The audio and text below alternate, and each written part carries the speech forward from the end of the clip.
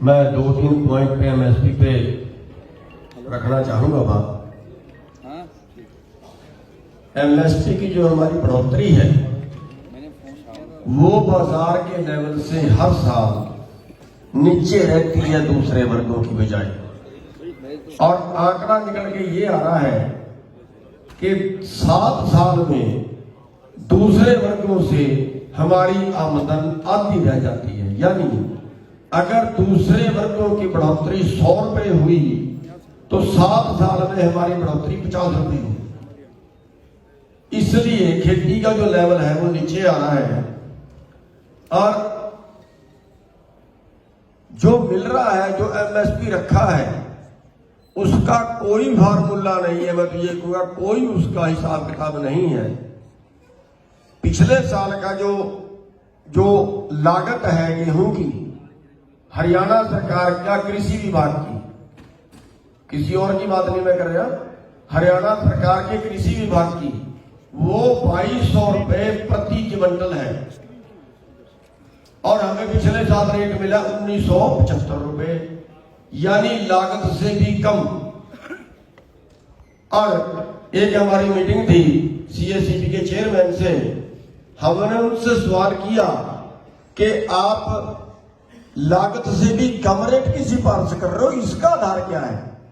उन्होंने कहा जी हमारे कई पॉइंट हैं, महंगाई ना बढ़े, विदेश से क्या भाव आएगा वगैरह वगैरह, कई पॉइंट उन्होंने गिनवा दिए। हमने कहा कि आपका काम है लागत और मूल्य, लागत कितनी आई है और मूल्य कितना देना है। लेकिन आपने क्या कर दिया, आप तो ठेकेदार बन गए। आप सिफारिश करिए कि इतनी लागत आई है, मूल्य देना है, सेंट्रल गवर्नमेंट करे, ना करिए तो अगला काम तो सेंट्रल गवर्नमेंट का है। खैर, अब कुल मिला के उससे अगली ये हुई कि हमारे प्रधानमंत्री जी कहते हैं एमएसपी है, एमएसपी रहेगा। अब जब हम सब लोगों की मीटिंग 13-14 लोग थे जब हुई अमित शाह जी से, वहां पे हमने ये सवाल रखा कि क्या आप 23 फसलें एमएसपी पे 100% खरीदोगे? उनका जवाब था नहीं। हमने कहा फिर क्यों बोल रहे हो एमएसपी है और एमएसपी रहेगा?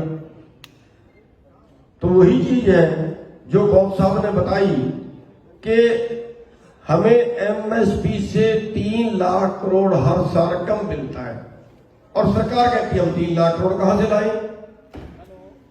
अब 3 लाख करोड़ कुछ है ही नहीं उनके लिए। जो 7वां वेतन आयोग लागू हुआ, 7वें वेतन आयोग में कर्मचारियों की जो आमदन बढ़ी पिछले साल से बढ़ी, वो सेंट्रल और स्टेट के सारे कर्मचारियों में जोड़ दें तो 4 लाख करोड़ पर साल बढ़ती है, पर साल 4 लाख करोड़ बढ़ती है। और पूरे देश को एमएसपी दे दो 3 लाख करोड़ बढ़ता है, और वो 3 भी नहीं बढ़ता। अगर सरसों का तेल बाहर से ना मंगाए तो सरसों एमएसपी से ऊपर, मक्का अमेरिका से ना मंगाए मक्का एमएसपी से ऊपर। पिछले 6 साल से गन्ने का रेट नहीं बढ़ा क्योंकि ब्राजील से मुकाबला कर रहे हैं।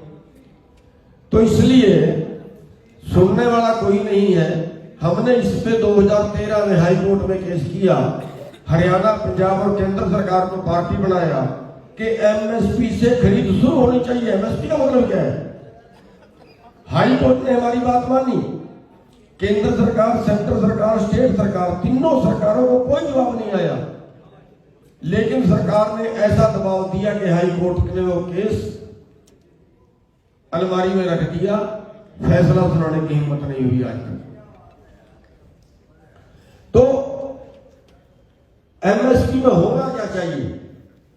अगर जैसे अब प्राइवेट कर रहे हैं ऐसे भी अगर वो करें, वैसे तो डब्ल्यूटीओ में चले गए। डब्ल्यूटीओ में शर्त है कि किसी भी देश की सरकार अपने देश को वर्ल्ड मार्केट से ज्यादा रेट नहीं दे सकती, वो एक गले की फांस बन जाएगी।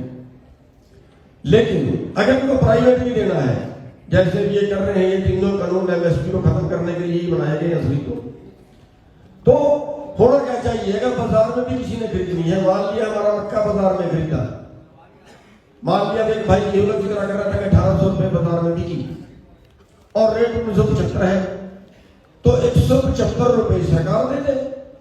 अगर इनके पास रखने की जगह नहीं है, अगर इनके पास बस्ते की जगह नहीं है, तो भाव अंतर, जो बीच का अंतर है एमएसपी का, वो सरकार दे दे। और जो राष्ट्रीय नमूना सर्वेक्षण की रिपोर्ट आई है 2014 की, उसमें अभी 6% खरीद रही है सरकार और कह रहे हैं एमएसपी है और एमएसपी रहेगा।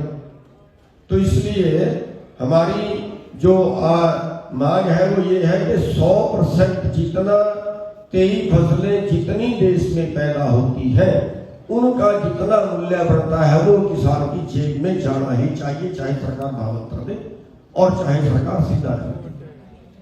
लेकिन इससे अगली मैं एक बात ये कहना चाहूंगा कि ये यहां पास करने से क्या होगा। अच्छा है कि हमारे भाई फैसला लें कि अगली बार हम अपने सारे संसद असली वाली संसद में भेजेंगे छोड़ के, और वहां बैठ के आप बनाना कानून। और ये तो हमारी जमीनें बेच रहे हैं कारपोरेट को, फिर चाहे कारपोरेट की कंपनियां जनता को बेच देना। धन्यवाद।